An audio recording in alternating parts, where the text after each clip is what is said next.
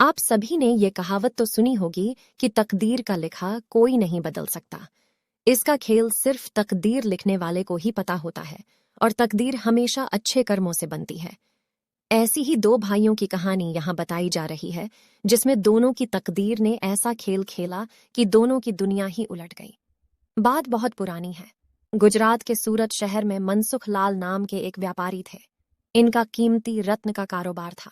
इनका कारोबार दुनिया के कई देशों में फैला हुआ था। पूरे सूरत शहर में इनका मान और सम्मान था। मनसुख लाल के दो बेटे थे, जिनका नाम रामलाल और श्यामलाल था। रामलाल को दौलत और रुतबे का बहुत घमंड था, जबकि श्यामलाल एक शरीफ और सुलझा हुआ इंसान था।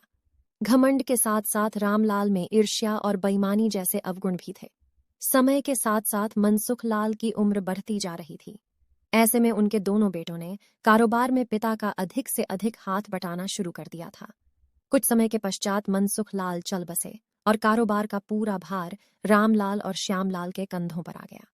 बड़ा भाई होने के नाते रामलाल ने व्यापारिक फैसलों में अपनी मर्जी की चलानी शुरू कर दी। रामलाल बेईमानी और मक्कारी भरे फैसले लेने लगा। असली रत्न के नाम पर वह नकली रत्न का व्यापार करने लगा, जिससे उसका मुनाफा बढ़ने लगा। इस मुनाफे से उसका बाकी बचा चरित्र भी काला हो गया।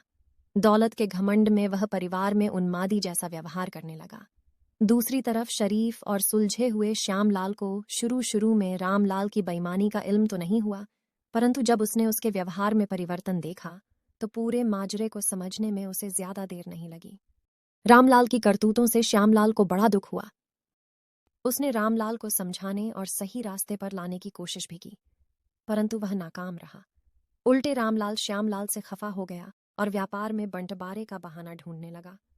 बंटवारे में भी उसने बेईमानी की साजिश रची, घर में कलह का माहौल पैदा किया।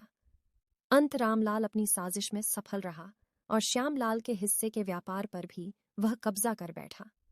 रामलाल के व्यवहार से दुखी होकर श्यामलाल ने शहर में दूसरी जगह अपना ठिकाना बनाया और रत्न के अपने व्यापार को नए सिरे से शुरू किया। ईमानदारी की नींव पर शुरू हुआ श्यामलाल का व्यापार जल्दी ही चल निकला। एक तरफ जहां श्यामलाल की ख्याति देश और विदेश में बढ़ने लगी, वहीं दूसरी तरफ रामलाल की करतूतों की पोल खुलने लगी थी।